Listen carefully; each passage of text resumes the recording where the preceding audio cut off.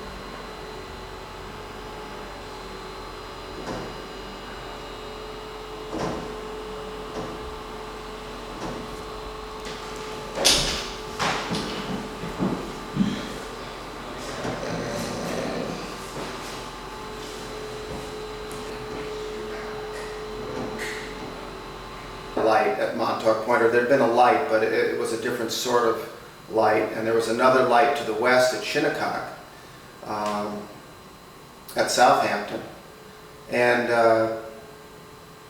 so President George Washington authorized the building of the Montauk Light in 1796. Construction started and ended in 1797. They finished the whole thing within a year, and with the help, I understand, of 500 gallons of rum. The workmen brought out, along with the sandstone from Connecticut, to create the lighthouse. The locals were not all that happy about having a lighthouse built. They'd done very well over the years, scavenging, and from ships that came aground, they would get the stores that washed up, and they did very well on that. So they weren't all that happy. And the story is, and it's documented, that the first shipment of sperm whale oil, which was used to light the lighthouse, the first shipment was on board a ship that ran aground in Amagansett, in Napeague, to the west of Montauk, and the whale oil fuel mysteriously disappeared, and they had to wait for several months before that fuel was, or new fuel, was brought out to the lighthouse. But they finally got it in, and the light was fueled, and ships were safer after that. And of course that lasted for 100 years. And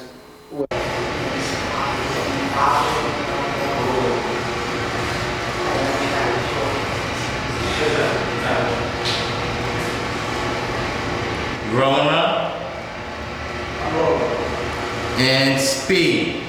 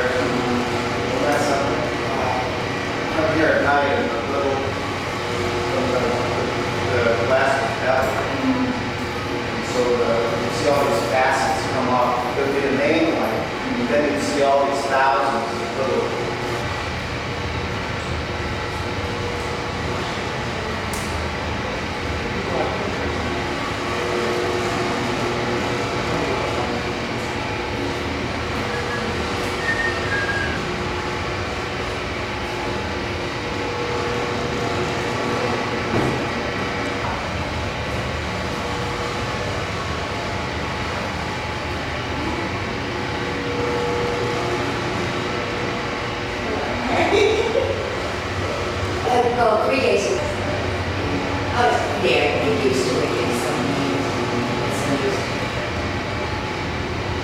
You feel like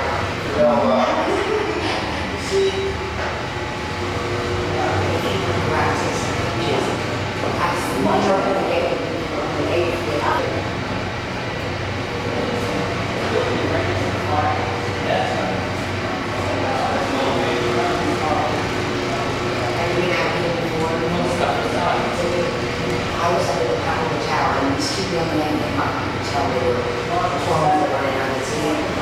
And the seal they had this one. I'm assuming they were students who made this one. And I was and they had to.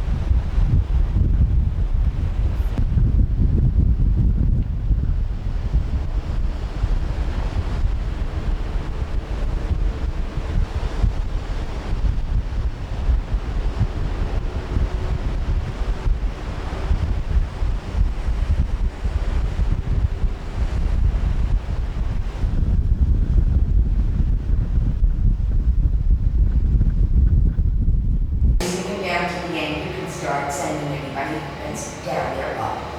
Okay. Very good. Went down to Diamond Head in Hawaii. They have a place called Diamond Head. Oh, like this? Yeah.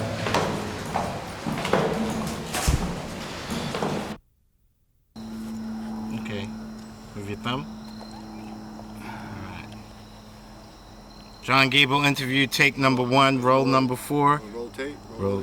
Yeah, you got speed? Oh, yeah. Alright, I see it. Got it.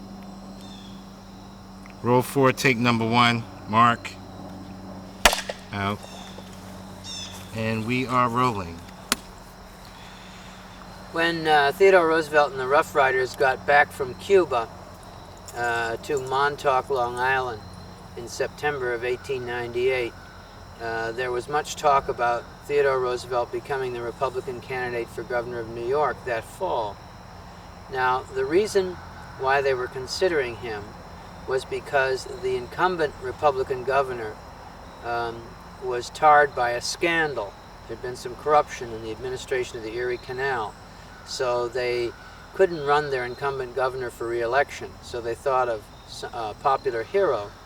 Now, the Republican machine, headed by Senator Thomas C. Platt, did not like Roosevelt, and they didn't trust him because his background was that of political reform. But they thought, well, here's our only chance to win. So they speculated for a long time whether they should risk it with Roosevelt. And in the end, they decided to go with him. The Cuban rebels. Now, people often say, well, was the war necessary? Well, the Cuban rebels might have fought on and might indeed have achieved ultimate victory. However, It's quite clear from studying the Spanish sources and just looking at the situation that Spain would never have willingly granted Cuba independence. Even though they were losing, even though they were bleeding profusely, they just couldn't do it. No political party except the anarchists in Spain advocated independence for Cuba. No newspaper except anarchist newspapers advocated independence for Cuba. In other words, there was no support for Cuban independence in Spain. And the reason for that's clear. No one could survive politically. No one could, in Spanish politics, as president when McKinley was re-elected in 1900. Now, in those days, they swore in the presidents in March. So TR was inaugurated vice president in March of 1901. He then presided over one session of the Senate. It adjourned and went home. And then TR was on vacation in the summer. And in September, President McKinley was shot by an anarchist in Buffalo, New York. And he died on September 13th, 1901. And on September 14th, 1901, after just a matter of months as vice president, TR was sworn in as the 26th President of the United States. At 42,